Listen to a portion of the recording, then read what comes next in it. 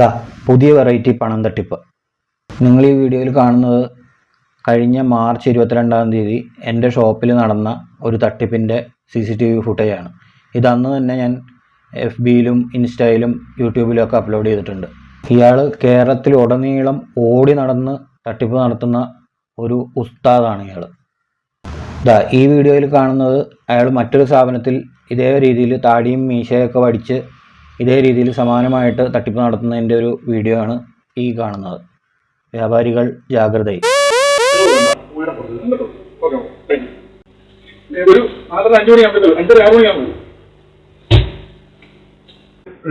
വിളിച്ചെടുക്കത്തില്ല, തിരക്കാണ്.